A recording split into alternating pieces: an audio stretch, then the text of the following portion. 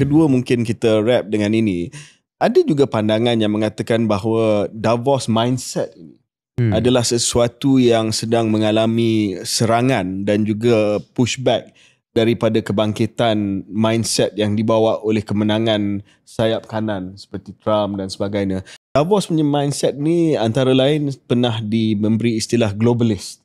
Seorang yang percaya kepada institusi global, seorang yang nak melihat peningkatan dari segi hubungan antara negara-negara, nak melihat free flow of trade, ingin melihat peningkatan dari segi globalisasi dan indikator globalisasi, yang percaya kepada a strong state, yang suka kepada usaha kerajaan ataupun state memainkan peranan untuk membangunkan sebuah negara, yang mungkin juxtapose dengan Trump yang hari ini umumkan bahawa Amerika Syarikat akan keluar daripada Organisasi Pertubuhan Kesihatan Sedunia.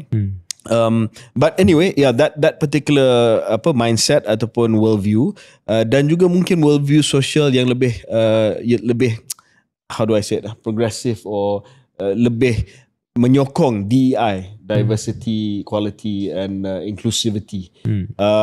Adakah Syahrir rasa bahawa itu satu benda yang fair? Dan saya sebut benda ni sebab waktu kita buat program imunisasi COVID-19, ramai yang kata ini adalah satu konspirasi daripada Davos, WWF yang nak melihat Illuminati, kerajaan-kerajaan ini diambil alih oleh institusi antarabangsa dan sebagainya.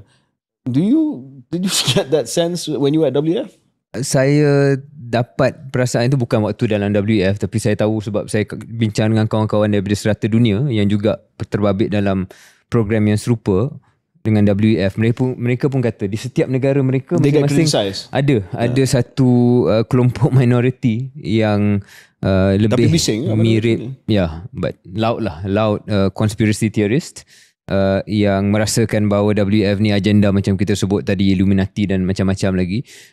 Dan secara lebih seriusnya, saya rasa ada kebenaran dari segi kritikan yang KJ bangkitkan itu, sama ada wujud atau tidak kritikan itu memang wujud dari dulu lagi. Tapi maksud saya di situ menunjukkan bahawa tak boleh kata bahawa ada satu agenda yang khusus yang mana semua yang terbabit dengan WF ni maka dia adalah globalis ataupun dia kapitalis. Tidak juga.